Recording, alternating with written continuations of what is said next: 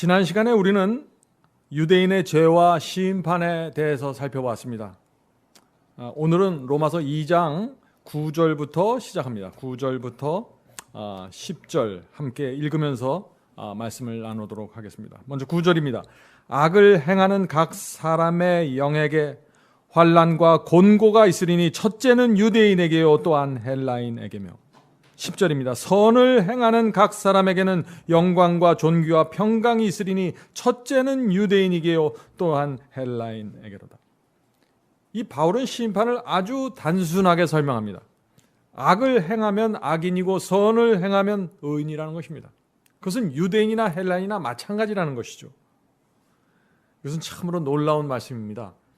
오늘날 교회에서 바울을 생각하면 믿음만 연상하죠. 많은 분들이 믿음이 있으면 구원받는다 하는 그것만 생각하는 것입니다. 그런데 로마서를 읽기 시작하면 행함이 나오고 심판이 나오는 것입니다. 심판이 나올 때마다 반드시 바울은 행함을 말하고 있다는 사실을 우리가 확인할 수 있는 것입니다. 행함으로 의인과 악인이 결정된다고 지금 말하고 있는 것입니다. 그것은 유대인이나 헬라인이나 마찬가지다라는 것이죠. 자, 그런데 어떤 분들은 요한복음 3장 18절에 있는 말씀을 지적하죠. 예수께서는 믿는 자는 심판을 받지 않는다고 하셨고 믿지 않는 불신자만 심판받는다고 했는데 왜 믿는 자의 심판에 대해서 말하십니까? 하는 질문을 하는 것이죠. 요한복음 3장 18절 한번 읽어보죠. 요한복음 3장 18절입니다. 저를 믿는 자는 심판을 받지 아니하는 것이요. 그렇죠? 믿는 자는 심판을 받지 않는다는 말이 여기 분명히 나옵니다. 저를 믿는 자는 심판을 받지 아니하는 것이요. 믿지 아니하는 자는 하나님의 독생자의 이름을 믿지 아니함으로 벌써 심판을 받은 것이니라. 자, 이 말씀에서 그리스도를 믿으면 심판을 받지 않는다 하는 말씀이 나오는데 이 말씀이 정말 무엇을 뜻할까요? 성경은 심판을 많이 말하고 있는데 지금 이 성경절 요한복음 3장 18절에만 유독 이런 말씀이 나오는 것입니다. 이것은 그리스도를 믿고 그 피로 사함을 받은 사람은 재판을 받지만 정죄받지 않는다는 것입니다. 그래서 성경의 다른 번역본을 찾아보면 이 말씀이 정확하게 번역이 되어 있는 것입니다.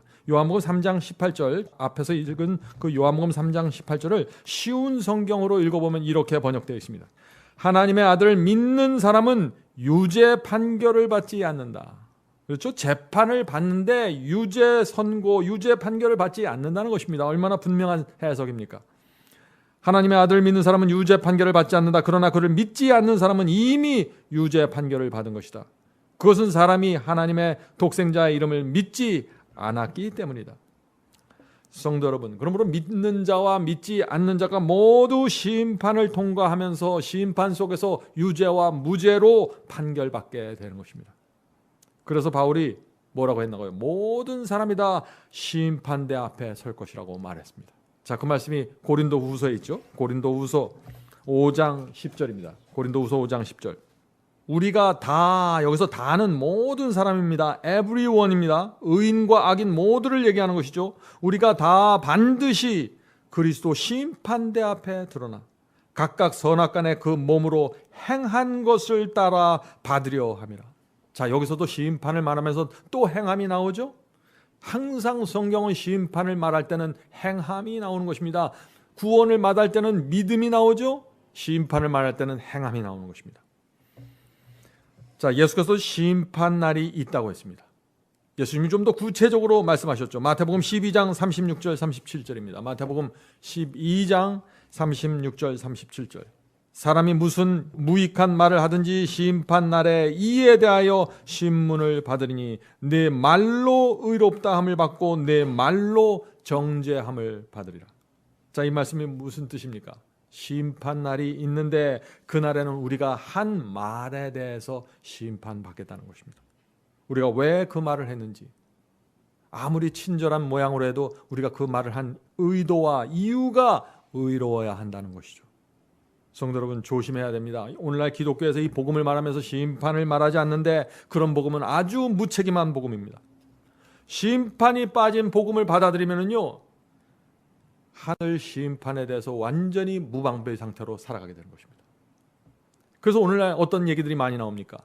주를 영접하고 거듭나면 그 다음부터 하는 우리의 행함과 죄는 구원에 영향을 미치지 않는다는 말들이 많이 나오죠. 심판을 무시하는 것입니다. 그러나 바울은 로마서에서 심판이 빠진 복음을 철저하게 부정한다는 사실을 우리가 알 수 있습니다. 성도 여러분, 이 복음이 모든 사람에게 그러므로 좋은 소식이 아니라는 것을 우리가 알 수 있습니다. 복음을 받은 자와 거절한 자 사이에는 분명한 차이가 나는 것을 우리가 알 수 있죠. 예수를 믿은 자들, 예수를 따라가는 자들, 예수께 순종하던 자들에게는 복음은 좋은 소식입니다. 그러나 믿지 않는 자들, 순종하지 않는 자들에게는 이 복음이 올 때 그것은 심판의 소식이 되는 것입니다. 그래서 내가 그것을 어떻게 받아들이고 따라가느냐가 중요한 것입니다. 자, 로마서 2장 11절 계속 읽겠습니다. 로마서 2장 11절입니다. 이는 하나님께서 외모로 사람을 취하지 아니하심이니라. 자, 앞에서는 행함으로 의인과 악인이 결정되는 것처럼 말씀하셨는데 11절에 와서는 어떻게 해요? 외모로 사람을 취하지 않는다. 사람의 겉모습으로 심판하지 않는다고 얘기하는 것입니다. 우리가 아무리 대한항공의 그 승무원 아시죠, 여러분들? 승무원들 보면 얼마나 친절해요. 기가 막히죠. 하늘에서 바로 내려온 것 같죠. 대한항공 승무원처럼 친절하다고 할지라도 하나님께서 그런 외모로 겉모습으로 우리를 심판하지 않는다는 것입니다. 자, 그렇다면 무엇을 근거로 심판하실까요?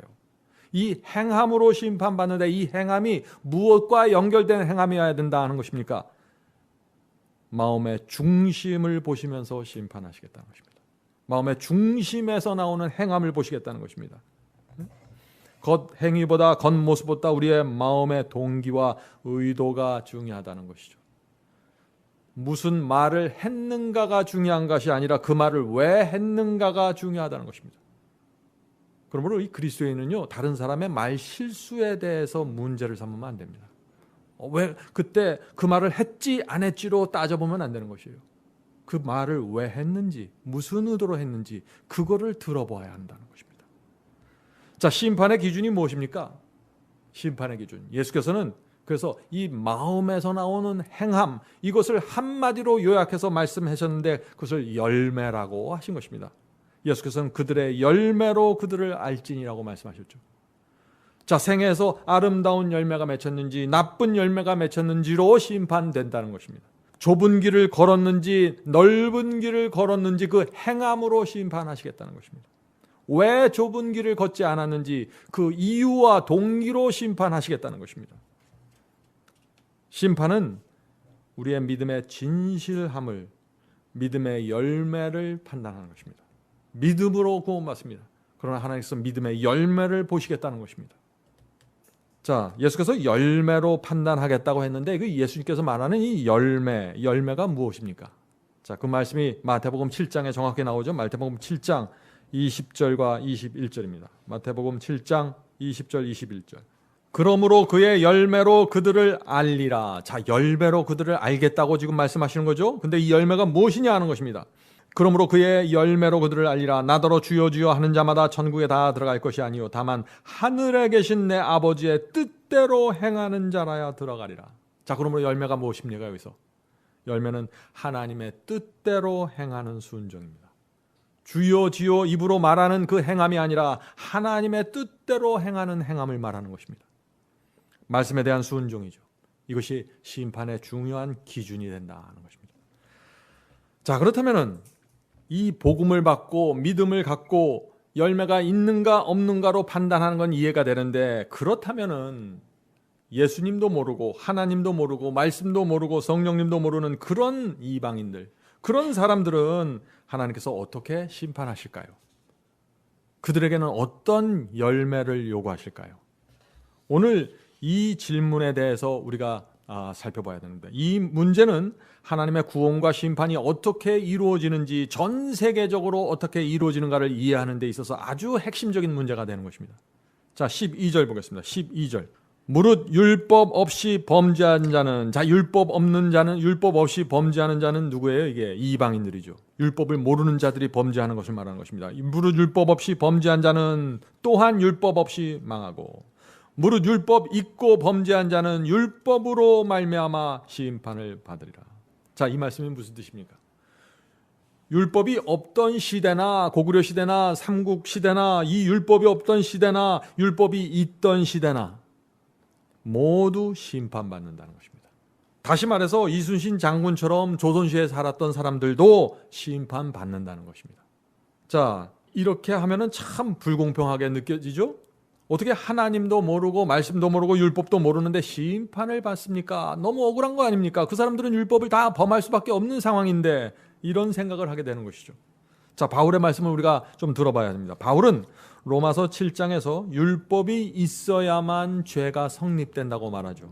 로마서 7장 7절에는 율법이 있어야 죄가 있을 수 있다 하는 것을 말하고 있어요. 로마서 7장 7절. 율법으로 말미암지 않고는, 이 계명으로 말미암지 않고는 내가 죄를 알지 못하였으니 곧 율법이 탐내지 말라 하지 아니하였다면 내가 탐심을 알지 못하였으라. 그렇죠? 하나님의 계명에, 십계명에 탐내지 말라 하는 계명이 있기 때문에 내가 율법을 들여다볼 때 내 속에 탐심이 있구나, 내가 율법을 범했구나 하는 것을 내가 알 수 있다 하는 것입니다. 자, 그런데 로마서 2장 12절에는 무슨 말이 나와요? 율법 없이 망할 수 있다고 말하는 것입니다. 나를 비춰볼 율법이 없는데도 내가 망할 수 있다는 것입니다. 왜 그럴까요? 이 세상에는 하나님을 모르고 예수 이름을 들어보지 못했던 사람들이 굉장히 많이 있습니다. 그렇죠? 예수님과 같이 살지 않았던 사람들, 이스라엘로부터 멀리 떨어져서 저 중국이나 조선이나 일본같이 그 이스라엘로부터 멀리 떨어져서 복음의 혜택을 받지 못하던 수많은 이방인들이 있는 것입니다. 그런데 그들도 망할 수 있다, 심판받고 멸망당할 수 있다는 것입니다. 자, 왜 그럴까요? 양심이 있기 때문입니다. 양심이. 그래서 전도서 3장 11절에 이 말씀이 있는 것이죠. 전도서 3장 11절입니다. 하나님이 모든 것을 지으시되 때를 따라 아름답게 하셨고 또 사람들에게는 영원을 사모하는 마음을 주셨느니라. 우리가 지난 시간에 한번 배웠습니다. 인간에게 양심이 있고 영원을 사모하는 마음이 있습니다. 그래서 성령께서 그 양심과 마음의 역사하시기 때문에 시대와 장소를 초월해서 모든 사람들에게 이루어져 왔다는 것입니다. 지구 전체, 전 시대를 통해서 항상 성령께서 인간의 양심에 호소하고 마음에 호소해 오셨다는 것입니다. 여러분들 이 사실에 동의하시나요? 그래서 율법을 모르던 사람, 율법이 없는 사람들도 망하는 일이 생긴다는 것입니다. 율법이 없다고 할지라도 성령께서 양심에 호소하실 때 그 호소에 내가 어떻게 반응하는가로 운명이 결정될 수 있다는 것입니다. 누가요? 조선시대 사람들이나 고구려 시대 사람들도. 물론 제가 이렇게 말씀드리면은 성경은 오직 예수 그리스도를 통해서 구원받을 수 있다고 말하지 않습니까? 라고 해죠. 그것은 사실입니다. 사도행전 4장 12절에 그 말씀이 있죠. 사도행전 4장 12절입니다. 다른 이로서는 구원을 얻을 수 없나니 천하 인간의 구원을 얻을 만한 다른 이름을 우리에게 주신 일이 없음이니라. 그렇습니다. 예수님 이외에는 구원을 줄 수 있는 분이 없는 것입니다. 그것은 진리죠. 그러나 이 세상에는 우리가 오늘 말씀드린 것처럼 예수도 모르고 구원과 복음도 모르는 너무나 많은 사람들이 이미 존재했던 것입니다. 그들 모두는 이 모르는 상태에서 하나님의 율법을 범하면서 살았던 사람들입니다. 그런 사람들의 구원과 심판은 그러면 어떻게 이루어지는가 하는 것을 지금 바울이 설명한다 하는 것입니다. 자, 바울의 설명을 먼저 살펴보기 전에 우리가 하나님의 구원에 대한 전체 그림을 좀 우리가 살펴볼 필요가 있습니다. 아담과 하와가 범죄한 후 하나님께서 그들을 구원하기 위해서 움직이시는데 어떤 액션을 취하셨나요? 그들에게 가셔서 가죽옷을 입혀주시는 장면이 나옵니다. 창세기 3장 21절이죠. 여호와 하나님이 아담과 그 아내를 위하여 가죽옷을 지어 입히시느니라. 자, 하나님께서 이 아담과 하와에게 가죽옷을 입혔다고 했는데 이것이 무슨 뜻입니까? 이것은 짐승이 죽었다는 것을 말하는 것이죠. 가죽옷은 짐승의 가죽에서 나오는 것인가? 자, 누가 짐승을 죽였을까요? 그렇다면 아담과 하와가 죽였을 것입니다. 왜 우리가 그렇게 생각할 수 있을까요? 왜냐하면 성소 제도를 보면은 죄를 범한 죄인은 양을 성소로 끌고 가야 되는데 이 죄인이 자기의 손으로 양의 목을 따고 죽여야 했던 것입니다. 자, 죄인이 양의 목을 따고 죽이는 것, 그것이 무엇을 상징합니까? 그것은 내 죄가 어린 양 그리스도를 죽게 했다는 사실을 상징하는 것이죠. 죄는 내가 범했지만 이 그리스도께서, 어린 양 그리스도께서 내 죄 때문에 그 대가를 지불하신다는 것을 뜻하는 것입니다. 이 아담과 하와가 처음 자기 손으로 양을 죽여야 한다는 사실을 알았을 때 그들의 반응이 어땠을까요? 너무나 무서웠을 것입니다. 그들은 한 번도 죽음을 본 적이 없고 동물의 몸에서 피가 나오는 것을 본 적이 없는 사람들이죠. 부들부들 떨었을 것입니다. 그런데 자기 손으로 양을 죽여야 하는 것입니다. 이런 상황에서 하나님께서 그들에게 복음을 설명해 주시는 것입니다. 자, 이렇게 설명해 주셨을 것입니다. 장차 내 아들 그리스도가 이 땅에 와서 너희들이 죽이는 이 양처럼 죽을 거야. 그리스도가 십자가에서 처참하게 피를 흘리면서 죽을 거야. 너희 부부는 죄를 범했기 때문에 지금 죽어야 하지만 십자가의 피 때문에 다시 한번 기회를 받게 되는 거야. 이제 다시는 죄를 범하지 말기 바란다. 왜냐하면 죄를 범할 때마다 어린 양이 죽어야 되기 때문이다. 성도 여러분, 이것이 복음입니다. 하나님의 말씀을 들은 이 아담과 하와의 마음이 어떠했을까요? 너무나 죄송하지 않겠어요? 자기 때문에, 자기가 선악과를 따먹은 그것 때문에 지금 이 엄청난 일이 벌어지고 있는 것입니다. 그러면서 동시에 다시 한번 기회를 받을 수 있다는 것에 대해서 얼마나 감사했을까요? 성도 여러분, 우리가 죄를 용서받을 때마다 다시 한번 기회를 받는 것입니다. 하나님께 나가서. 그러므로 이 그리스도의 피와 이 은혜 때문에 아담의 후손들, 이 세상에 태어나는 모든 아기들은 죄된 육신, 타락한 본성을 갖고 태어나는 것은 사실이지만 기회를 갖고 태어나는 것입니다. 자, 두 가지 기회를 갖고 태어나는 것입니다. 두 가지 기회. 굉장히 중요합니다. 여러분들 머릿속에 좀 담아두시면 감사하겠습니다. 모든 사람은 이 세상에 태어나면서 두 가지 기회를 받는데, 첫째는 이 세상에 태어나면서 한 번 살 수 있는 인생의 기간을 받고 태어나는 것입니다. 둘째는 이 세상에 사는 동안 누구나 하나님을 더듬어서 찾을 수 있는 기회와 시간을 받게 되는 것입니다. 우리는 이 두 개의 기회, 이 기회를 통해서 구원을 받게 되는 것입니다. 그래서 성경은 모든 사람은 구원의 기회를 갖기 위해서 태어난다는 것입니다. 사도행전 17장에 그 말씀 있죠. 사도행전 17장 26절 27절입니다. 사도행전 17장 26, 27. 인류의 모든 족속을 한 혈통으로 만드사 온 인류는 아담과 하와를 조상으로 삼는 하나의 혈통이죠. 한 혈통으로 만드사 온 땅에 거하게 하시고 저희의 연대를 정하시며 거주의 경계를 하나셨으니. 무슨 말입니까? 하나님께서 각 사람이 어디서 태어나서 얼마의 기간 동안 살 수 있는 그 시간과 기회와 공간을 주시는 것입니다. 왜 그렇게 기회를 주실까요? 왜 공간을 주실까요? 계속해서 읽어보죠. 이는 사람으로 하나님을 더듬어 찾아 발견케 하려 하심이로다. 성도 여러분, 어린아이가 그래서 신생아로 태어날 때 우리가 축하해 주어야 하는 겁니다. 축하하는 이유가 뭐예요? 너는 이제 한 번의 기회를 갖고 이 땅에 태어나는 거다. 어린아이는 지옥불의 정죄를 받고 태어난 것이 아니라 은혜의 기회를 받고 태어나는 것입니다. 하나님께서 왜 우리에게 살 수 있는, 한 번 더 살 수 있는 기회를 주셨을까요? 하나님을 더듬어 찾아 발견케 하기 위해서입니다. 그것이 우리가 이 세상에 태어나고 살아가는 모든 이유입니다. 이것이 성취되면 우리의 인생은 성공이고 이것이 안 되면 우리의 인생은 망한 것입니다. 율법이 있든지 없든지 망하는 것이에요. 그래서 하나님께서는 이 영혼을 구원하시겠다는 이 하나님의 목적을 성취하기 위해서 어떤 때는 우리에게 가난을 허용하기도 하고, 어떤 때는 우리에게 질병을 허용하기도 하고, 어떤 때는 사고를 허용하게 하는 것입니다. 그러나 큰 문제가 아닙니다. 그런 일들을 통해서 하나님께서 구원을 이루시는 역사가 이루어질 수만 있다면 그것은 재앙처럼 보이지만 큰 복이 된다는 것입니다. 왜냐하면 우리가 그런 가난과 고통과 어려움 속에 있을 때 우리가 더 하나님을 열렬하게 더듬어 찾기 때문이죠. 자, 사도행전 17장 27절 그 나머지 말씀을 계속 읽겠습니다. 그는 하나님은 우리 각 사람에게서 멀리 떠나 계시지 아니하도다. 우리를 이 땅에 태어나게 하시고 멀리 계신 것이 아니라 아주 가까이 오신다는 것입니다. 하나님께서 우리가 살아있는 동안 주님을 발견하기 위해서, 진리를 발견하기 위해서 아주 가까이, 아주 가까이. 성령께서 가까이 오셔서 호소하시고 천사들이 가까이 와서 우리를 섬긴다는 것입니다. 자, 사도행전 17장의 이 말씀처럼 모든 사람은 하나님을 더듬어 찾는 그 기회를 갖고 태어나는 것입니다.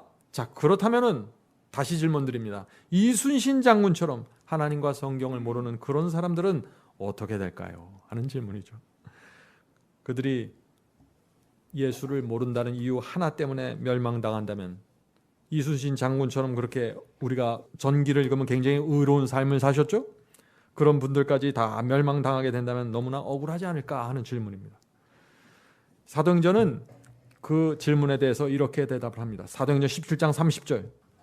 알지 못하던 시대에는 하나님이 허물치 아니하셨거니와 이제는 어디든지 사람을 다 명하여 회개하라 하셨느니. 하나님을 알지 못하던 시대, 이런 시대의 사람들은 그들의 죄를 하나님께서 허물하지 않겠다 하는 것입니다. 그들이 비록 하나님의 기록된 율법을 범했다고 할지라도 그들을 허물치 않겠다 하는 것입니다. 이것은 굉장히 놀라운 말씀이죠. 자, 그렇다면 하나님을 알지 못하던 그 고구려 시대 사람들, 조선 시대 사람들은 다 구원받는다는 얘기입니까? 강도질하고 비양심적으로 살았던 그 탐관 오리들도, 부도덕하게 산 사람들도 다 구원받을까요? 그것은 아니죠. 우리가 잠시 후에 이 문제를 계속해서 살펴보도록 하겠습니다. 자, 로마서 2장 13절을 이제 읽겠습니다. 로마서 2장 13절. 여기 이상한 말씀이 나옵니다. 하나님 앞에서는 율법을 듣는 자가 의인이 아니요 오직 율법을 행하는 자라야 의롭다 하심을 얻으리니. 자, 이런 말씀은 참 오늘날 기독교에서 유행하는 이 구원관과 비교하면 너무나 충돌되는 말씀입니다. 아무도 이런 식으로 복음을 설명하지 않죠. 많은 사람들이 바울은 행함으로는 결코 구원을 받을 수 없다고 가르쳤다라고 말하는 것입니다. 자, 그런데 여기서 이 로마서 2장에서 뭐라고 말하나요? 율법을 듣는 자가 의인이 아니요 오직 율법을 행하는 자라야 의롭다 하심을 얻는다라고 말하는 것입니다. 이것은 마치 야고보서에 나오는 말씀 같은 그런 분위기의 말씀이 여기 나오는 것입니다. 성도 여러분, 이 바울이 오직 믿음만을 강조했다는 생각 버리셔야 됩니다. 그것은 잘못된 편견입니다. 로마서를 실제로 살펴보면 전혀 그렇지 않아요. 자, 그렇다면 로마서 2장 13절 이 말씀이 무슨 뜻입니까? 율법을 듣는 자가 의인이 아니요 오직 율법을 행하는 자라야 의롭다 하심을 받는다. 이 말씀의 의미가 무엇인가 하는 것이죠. 그건 이런 뜻입니다. 아무리 너희가 말씀과 율법을 듣기만 하면은 무슨 소용이 있는가? 아무리 양심의 음성을 듣기만 하면 무슨 소용이 있는가? 말씀대로 순종하고 율법대로 살지 않으면 무슨 소용이 있는가? 양심의 음성대로 살지 않으면 무슨 소용이 있는가라고 말하는 것입니다. 누구에게요? 율법이 있는 자나 없는 자 모두를 향해서 지금 똑같은 도전을 하는 것입니다. 너무나 당연한 말씀 아니에요? 바울은 믿는다고 말하면서 양심의 소리를 듣는다고 말하면서 순종하지 않으면 행하지 않으면 아무 소용이 없지 않는가라고 도전하고 있는 것입니다. 자, 많은 분들이 이순신 장군, 김유신 장군처럼 유명한 훌륭한 장군들, 예수님을 모르는 시대에 살았던 참 착하고 선한 사람들, 이런 사람들은 어떻게 구원받습니까? 하는 질문을 하죠. 자, 이런 질문에 대해서 가장 정확한 답을 주는 것이 이 로마서 2장 14절 15절입니다. 그래서 여러분들은 이 로마서 2장 14절 15절을 마음에 담고 있어야 되는 것입니다. 이것은 굉장히 중요한 성경절입니다. 자, 14절. 율법이 없는 이방인이 본성으로는 율법의 일을 행할 때는, 자, 하나님을 모르는 이방인이죠. 근데 본성으로 율법의 일을 한다고 그랬어요. 자, 이것이 무슨 뜻입니까? 본성으로 율법을 행한다. 이방인일지라도 율법을 모르는 사람일지라도 자기가 자기에게 율법이 될 수 있다는 것입니다. 본성적으로 말이죠. 다시 말해서 양심의 음성이 자기에게 율법과 같은 역할을 한다는 것입니다. 문자로 기록된 율법은 없어요. 십계명 돌비는 몰라요. 그런데 무슨 일을 하려고 하면은 양심이 자기에게 율법이 돼서 말해준다는 것입니다. 그것은 돼, 그것은 안 돼라고. 왜 그럴까요? 성령께서 역사하기 때문이죠. 믿지 않은 자들에게도, 전혀 다른 시대와 지역에 사는 사람들에게도 항상 성령께서 그들의 양심을 통해서 역사하셨기 때문에 그들도 반응해야 되고 그들도 그 반응의 결과에 따라서 구원과 심판이 결정된다 하는 것입니다. 여러분들 이해하시겠죠? 그래서 이 양심의 음성이 자기에게 율법과 같은 역할을 하기 때문에 양심의 음성대로 살면은 그것이 마치 율법에 순종하는 것과 같은 것으로 하나님께서 받으신다는 것입니다. 자, 15절 보겠습니다. 15절. 이런 이들은 누굽니까? 이런 이들은 양심이 율법이 되어 산 이방인들을 말하는 것이죠. 이런 이들은 그 양심이 증거가 되어 그 생각들이 서로 혹은 송사하며 혹은 변명하며 그 마음에 새긴 율법의 행위를 나타내느니라. 자, 이 말씀이 무슨 뜻입니까?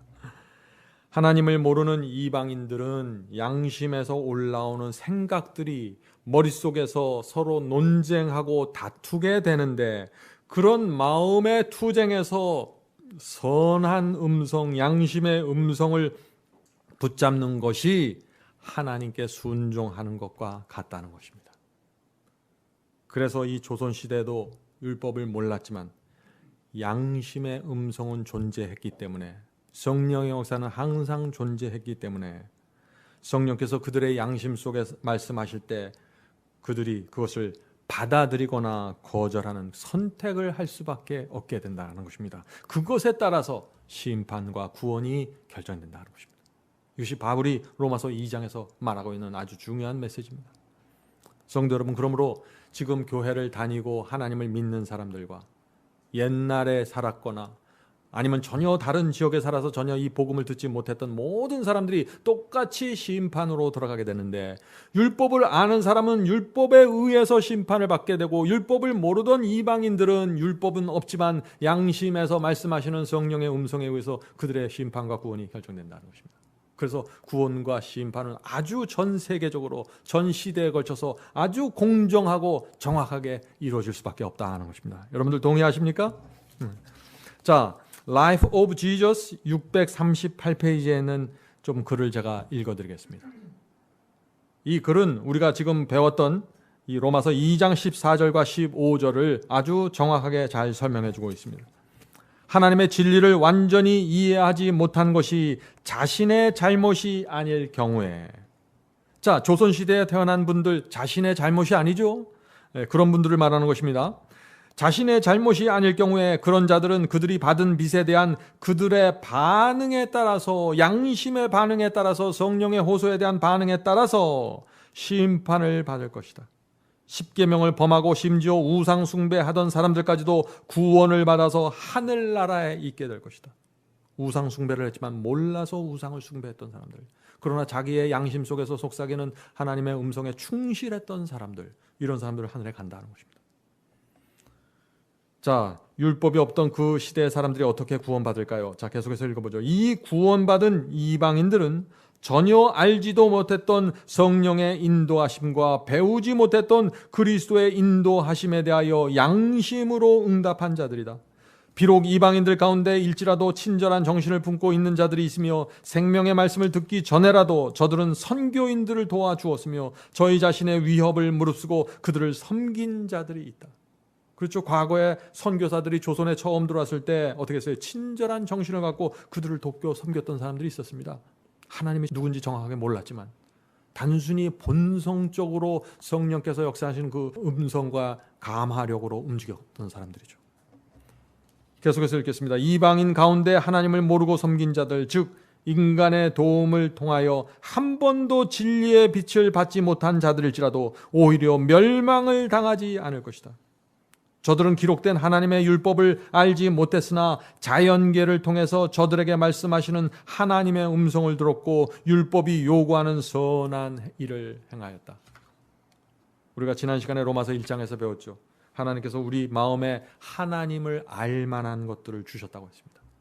또 자연계를 통해서 사람들에게 메시지를, 기별을 계속해서 보내주신다고 말씀하셨죠. 자, 계속해서 읽겠습니다. 저들의 행위는 성령께서 저들의 마음을 감화시킨 증거이며 저들은 하나님의 자녀로 인정받는다. 얼마나 감동적인 이야기입니까? 우리가 방금 읽은 이런 글을 보면은요, 로마서 2장 14절 15절 말씀과 정확하게 일치하는 우리가 설명인 것을 우리가 확인할 수 있죠. 성도 여러분, 이 바울이 설명하는 이방인의 구원과 심판이 왜 중요하냐면요, 이것을 알아야 하나님의 구원과 심판의 전체 그림이 완전히 연결되고 퍼즐이 맞춰지게 되는 것입니다. 우리가 그런 하나님의 모습을 보면 우리가 온 마음을 다해서 그리스도를 신뢰하고 충성스럽게 따라갈 수 있는 것입니다. 하나님은 하나님의 지혜와 그분의 사랑과 그분의 완전하심에 굴복하게 되는 것이죠. 하나님께서는 이 진리의 빛을 받지 못했다고 해서 이방인이라고 해서 무조건 멸망시키지 않습니다. 자, 바울은 로마서 2장에서 이 이방인들의 구원에 대해서 말하고 있는데 우리가 그 세 개의 성경자를 이제 한꺼번에 계속해서 읽으면 여러분들이 마음에 정확하게 이해가 될 것입니다. 자, 12절입니다. 무릇 율법 없이 범죄한 자는 또한 율법 없이 망하고 무릇 율법 있고 범죄한 자는 율법으로 말미암아 심판을 받으리라. 그렇죠. 율법이 없던 이방인들은 율법 없이 망한다는 것입니다. 율법이 없더라도, 눈에 보이는 문자 율법이 없더라도 자기 마음속에 있는 그 양심의 음성에 의해서 받아들이고 거절하는 것으로 심판받는다. 율법이 있는 자는 당연히 율법에 의해서 심판을 받고, 14절 율법이 없는 이방인이 본성으로 율법의 일을 행할 때는, 율법을 모르는 이방인이지만은 본성적으로 마음속에서 이루어지는, 마음속에서 나오는, 양심에서 나오는 그 선한 충동과 선한 양심에 의해서 율법에 기록된 그 조목들을 행할 때는 이 사람은 율법이 없어도 자기가 자기에게 율법이 되나니. 15절 이런 이들은 그 양심이 증거가 되어 그 생각들이 서로 혹은 송사하며 혹은 변명하며 그 마음에 새긴 율법의 행위를 나타내느니라. 분명하지 않습니까? 율법과 복음이 없던 시대 하나님께서는 계속해서 역사하셨습니다. 성령을 통해서 각 사람에게 역사하셨고 예수 그리스도의 복음을 들을 수 있는 기회가 전혀 없다고 할지라도 그들도 공정한 기회를 받게 된다는 것입니다. 그러므로 마지막 심판날에 어떤 사람이 하나님께로 정죄를 받는다면 그 이유가 무엇입니까? 마지막 심판날에 어떤 사람이 하나님께 지옥불의 정죄를 받게 된다면 그 이유가 무엇이냐 하는 것입니다. 진리를 내가 잘 이해하지 못했습니다. 내가 거짓된 것을 잘못 믿었기 때문에, 그런데 그것을 양심적으로 믿었기 때문에 정죄받은 것이 아니에요. 진리를 분명하게 알 수 있는 충분한 시간과 기회가 주어졌고 그러한 기회들을 다 거절하거나 등한히하거나 소홀히 여기고 세속과 정욕에 빠져 살았기 때문에 심판받게 된다는 것입니다. 이것은 믿는 자나 믿지 않는 자나 똑같습니다. 자, 만약에 이 고구려시대에 살던 사람들이 구원받아서 하늘에 올라가면은 어떤 일이 벌어질까요? 그들은 하늘에 가서 참 너무 당황하겠죠. 이게 도대체 뭔가 하고 하늘을 볼 거예요. 그들은 정직한 심령을 가진 사람들입니다. 진리를 모르고 성경을 몰랐지만 성령의 음성에 반응하면서 살았던 사람들입니다. 그들이 하늘에 가면은 하나님께서 설명해 주실 거죠. 너희들이 구원이 어떻게 이루어지고 너희들이 많은 죄를 졌지만 어떻게 사함을 받았는지, 또 그들은 하나님의 이런 설명을 듣고 어떨까요? 마음이 감격하겠죠. 영원토록 감사하게 될 것입니다. 그들은 성도들을 따라다니면서 계속해서 여러 가지 질문을 할 것입니다. 그들이 어떻게 구원을 받았고 하나님의 심판이 어떻게 이루어졌는지, 하나님께 그들은 다 영광을 돌리게 될 것입니다. 왜요? 하나님의 공평한 구원과 심판 때문에 자기가 구원받았다는 사실을 알고서 말이죠. 자, 로마서 2장 16절 보겠습니다. 로마서 2장 16절.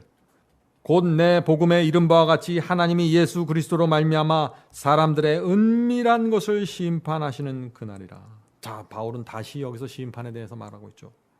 참 이상하죠. 오늘 많은 사람들이 이 로마서는 믿음만 강조하고 복음만 강조한다는데 이 1장부터 2장까지 계속해서 심판을 얘기하는 것입니다. 성도 여러분, 이 바울의 사상을 오해하면 큰일 납니다. 그래서 길을 잃어버리게 되는 것이에요.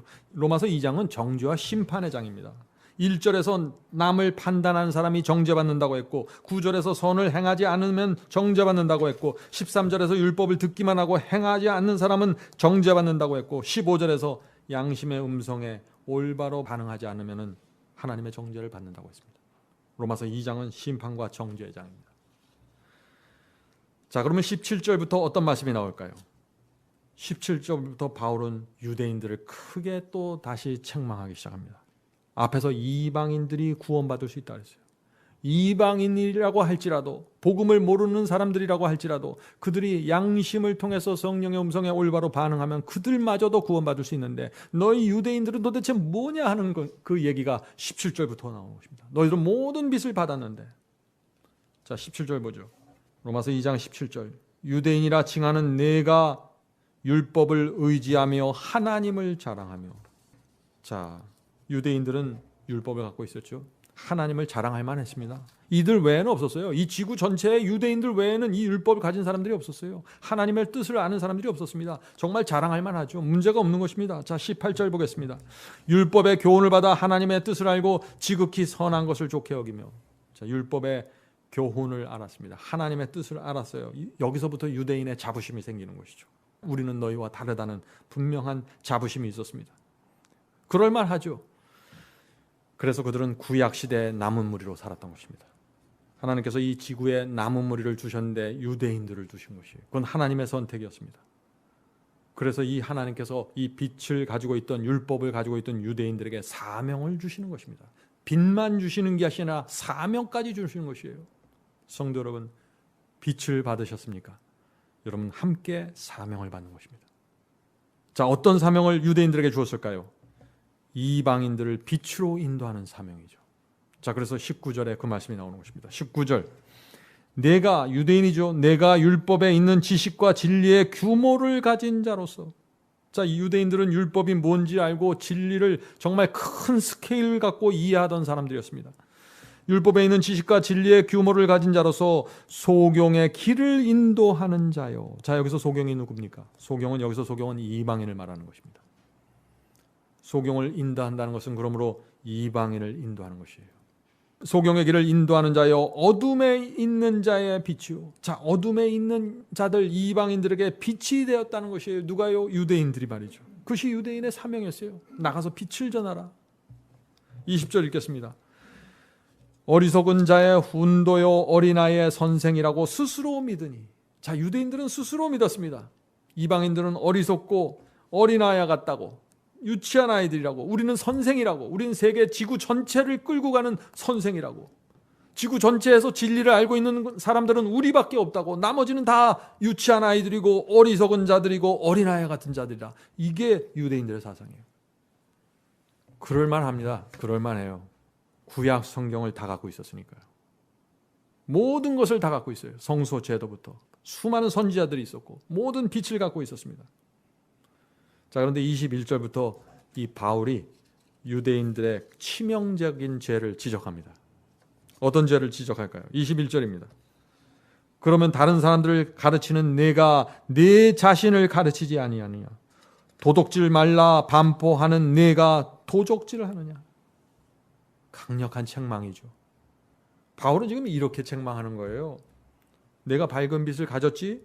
내가 다른 사람들에겐 도둑질하지 말라고 율법을 가르쳤지? 그런데 왜 너희는 도둑질하니? 너희 유대인은 하나님의 계명과 진리가 무엇인지 알았지? 이방인들에게 그렇게 순종하라고 가르쳤지? 그런데 내 자신에게는 그 율법을 적용하지 않잖아. 너희는 불순종하잖아. 소경이고 어둠에 속한 저 이방인들과 너희가 도대체 다른 것이 무엇이냐? 저희들은 몰라서 안 하는데 너희는 알면서 안 하잖니. 성도 여러분, 바울의 이런 책망이 오늘날 빛을 가지고 있다고 믿는 현대 그리스도인들에게 정확하게 적용되는 말씀입니다. 그래서 우리는 로마서를 읽을 때 아주 조심스러운 마음으로 이것을 읽어야 돼요. 아, 이것은 유대인들 얘기구나. 이거는 저 이방인들 얘기구나. 그렇게 해서 로마서를 지나가면은요, 나한테 해당되는 얘기는 하나도 없어요. 이게 그 얘기가 아니에요, 지금. 빛을 가진 자와 빛을 갖지 못한 자를 나누면서 이 세상을 그 두 개로 나누면서 구원과 심판을 지금 설명해가고 있다는 것입니다. 자, 23절 계속해서 책망이죠. 간음하지 말라. 내가 간음하느냐? 우상을 가증히 여기는 내가 신사 물건을, 이방인 신전에 있는 물건을 도적질하느냐? 유대인들이 참 나쁜 짓 많이 했네요. 그죠? 이 바울이 지금 십계명을 잘 알고 있는 유대인들에게 너희들이 왜 십계명을 범하니? 잘 알고 있으면서 이런 얘기를 하는 거예요. 오늘 많은 사람들이 하나님을 믿으면 거듭나면은 계명을 범해도 됐고 불순종해도 내 구원에 아무런 영향을 믿지 않는다. 오직 믿음만이 중요하다. 자꾸 그런 사상으로 끌려가는데 그런 생각들은요 다 옛날에 유대인들이 갖고 있던 선민 사상이에요. 완전한 오해죠. 바울은 지금 여기서 뭘 말하고 있어요? 오히려 빛을 받았니? 너희들이 율법을 알고 있냐? 하나님의 뜻을 알고 있니? 구원 받았니? 그럼 너희들이 더 큰 죄를 범하고 있는 거야. 그렇게 말하고 있는 것이에요. 하나님의 뜻대로 순종하지 그것을 뜻을 알면서도 순종하지 않는 자들, 그를 크게 책망하는 것입니다. 성도 여러분, 이 빛은 특권입니다. 그러나 큰 의무가 따른다는 것을, 사명이 따른다는 것을 우리가 이해해야 되는 것입니다. 그것이 하나님의 기대입니다. 빛을 주시면서 기대를 하시는 것입니다. 자, 계속해서 로마서 2장 23절 보겠습니다. 23절. 율법을 자랑하는 내가 율법을 범함으로 하나님을 욕되게 하느냐. 자, 이 말씀이 무슨 뜻입니까? 율법을 지키라는 얘기예요? 지키지 말라는 얘기예요? 지키라는 얘기죠. 너희가 율법을 자랑하면서 순종하지 않으면 하나님을 욕되게 하는 거다. 그것은. 그 말을 하는 것입니다. 이런 의미로 볼 때 어떻게 돼요? 이방인의 죄보다 유대인의 죄가 크고, 세리와 창귀의 죄보다 바리새인의 죄가 크고, 불신자의 죄보다 신자의 죄가 크고, 거듭나지 않은 사람의 죄보다 거듭난 사람의 죄가 더 중하다 하는 것입니다. 그것이 하나님의 안목에서 보는 심판이에요. 바울이 말하는 심판입니다. 그것이. 그런데 오늘날 기독교에서는 이것이 완전히 뒤집혀졌죠.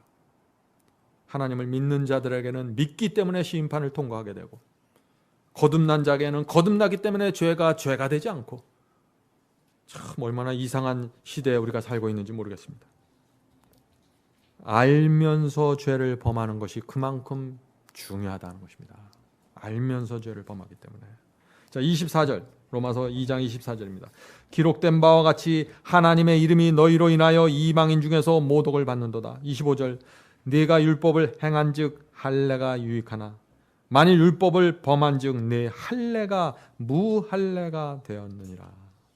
자, 이 말씀이 무슨 뜻입니까? 여러분들 이제 이 말씀을 이제 이해하실 수 있을 것입니다. 너희들이 율법에 순종한다고 하면서 할례를 받았지? 그런데 너희가 할례를 받았는데 할례 이외에 다른 율법들은 왜 자꾸 범하니?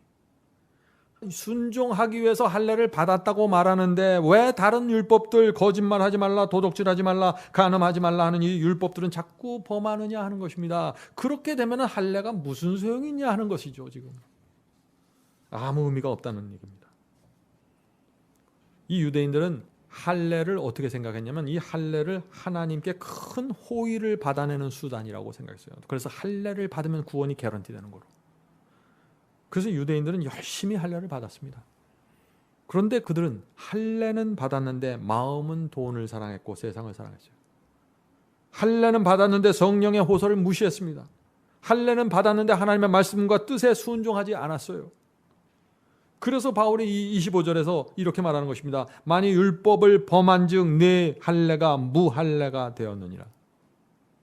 너희들이 하나님의 법과 계명에 순종하지 않는 삶을 살면은 할례 그거 무효야, 그런 얘기하는 거예요. 예? 26절입니다. 그런즉 무할례자가 누군가요? 이방인이죠. 무할례자가 율법의 제도를 지키면 그 무할례를 할례와 같이 여길 것이 아니냐. 엄청난 얘기가 여기 나오는 것입니다. 무슨 뜻입니까? 무할례자 이방인이 율법을 지키는 삶을 살면, 다시 말해서 이방인이 율법을 모르지만은 그 양심대로 성령의 음성대로 살아가면은 할례 받지 않았지만 할례 받은 것과 같다는 얘기예요. 이 바울의 사상이 얼마나 혁신적인 사상입니까? 27절 읽겠습니다. 또한 본래 무할례자가, 자, 본래 무할례자 누구예요? 이방인입니다. 하나님을 모르는 자들이죠. 본래 무할례자가 율법을 온전히 지키면, 무할례자가 어떻게 율법을 지켜요? 양심에서 올라오는 그 하나님의 음성, 성령의 음성을 따라가는 것을 율법을 지키는 것으로 지금 이 바울은 설명하고 있는 것입니다. 본래 무할례자가 율법을 온전히 지키면 의문이 뭐예요? 글자로 기록된 율법을 의문이라고 해요. 율법을 온전히 지키면 의문과 할례를 가지고 율법을 범하는 너를 판단치 아니하겠느냐. 참 기가 막힌 말이죠. 유대인들은 기록된 율법을 갖고 있었습니다. 기록됐기 때문에 누구든지 그것을 읽으면 하나님의 뜻을 누구나 다 알 수 있었어요. 그리고 할례를 받았습니다. 그러나 그들은 하나님의 뜻을 범했고 성령께서 주시는 호소와 양심의 음성을 거절했습니다. 그런데 기록된 율법도 없고 할례도 받지 않은 이 이방인들이 하나님께서 주시는 양심의 음성대로 따라서 살면은 어떻게 돼요? 그들의 순종이 유대인의 불순종을 정죄하고 심판한다는 것입니다. 성도 여러분, 지금 바울은 이방인과 유대인을 비교해서 계속해서 설명하는데 오히려 양심적인 이방인을 위에다 딱 놓고 있어요. 알면서 순종하진 유대인을 밑에다 놓고 있고, 이들이 이방인 때문에 오히려 정죄를 받는다는 말까지 지금 하고 있는 것입니다. 성도 여러분, 이 바울은 로마서를 기록하면서 아주 독특한 패턴을 사용하고 있습니다. 이 바울은 각 장마다 아주 특별한 사상을 설명하고 있는데, 그 특별한 사상을 설명한 다음에 사람들이 오해하지 않게 해서 그 장이 끝나는 마지막 절에서 균형을 딱 잡아줘요. 그것이 아주 독특한 패턴입니다. 그래서 로마서 각 장의 끝부분에는 마치 앞에서 말하던 것과 반대처럼 되는 말들을 한마디씩 딱 넣어주는 거예요. 왜 그래요? 오해하지 말라고 넣어주는 것입니다. 균형을 잡아주려고 넣어주는 것이죠. 이 로마서 2장도 마찬가지라는 것입니다. 로마서 2장 전반부에는 어떤 얘기가 나와요? 선을 행하지 않고 율법에 순종하지 않는 사람을 정죄했습니다. 그러면서 후반주에 가면은 마음이 중요하지 겉으로 받는 할례나 기록된 율법은 중요한 것이 아니다 하는 것 같은 말씀을 또 하는 거예요. 마치 앞에 있는 말씀을 뒤집는 것처럼 보이는 것입니다. 이런 구조 때문에 사람들이 로마서를 보면 어려워하는 것이죠. 그런데 문맥 전체 그 흐름을 보세요. 바울이 지금 무엇을 말하려고 하는 그 의도를 보시면은 우리가 오해할 필요가 전혀 없는 것입니다. 오히려 바울은 이 복음을 아주 균형 있게 설명하는 것입니다. 구원과 심판을 말하고 마음의 중심의 의도를 강조하면서 또한 행함을 강조하고 이 균형을 잡으면서 설명하는 것입니다. 그래서 이 바울이 마지막 로마서 2장 마지막 절 28절에서 로마서 2장 전체의 균형을 잡아주는 하나의 성경절을 내놓는데 그것이 이것입니다. 28절입니다. 대저 표면적 유대인이 아니요. 겉모습이 혈통이 유대인이라고서 유대인이 아니라는 것이죠.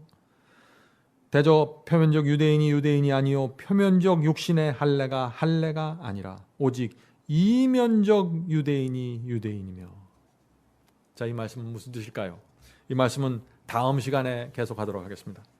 다음 시간에 우리가 로마서 3장을 이 말씀과 함께 시작하도록 하겠습니다. 성도 여러분, 이 로마서는 이 시대의 복음을 완전히 보여주는 기가 막힌 걸작품입니다. 우리가 로마서를 정확하게 이해할 수만 있다면 우리가 가야 할 방향과 복음에서 무엇이 중요하고 심판은 어떻게 이루어지고 빛을 가진 자들의 심판과 구원, 또 빛을 갖지 못한 이방인들의 심판과 구원, 또 지구 전체에서 구원이 어떻게 이루어지고 지구 역사 전체에서 구원과 심판이 어떻게 이루어지는지, 이 모든 것을 이 로마서 2장을 통해서 우리가 배웠습니다. 자, 다음 시간에 다시 한번 이 로마서 3장을 살펴보도록 하겠습니다.